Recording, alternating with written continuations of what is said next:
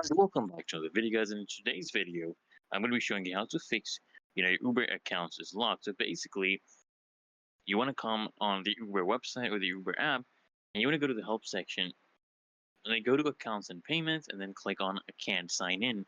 So you're going to come to this form, and basically here you need to fill in all your details: your first name, your last name, your U.S. phone number, or any other country you're operating in.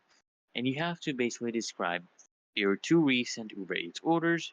You have to describe what they were, and then you want to share the detail, what the actual problem is, and what's going on. And what's going to be happening, guys, is they will then send you an email back, and they will ask you to send some verification document to reactivate your account.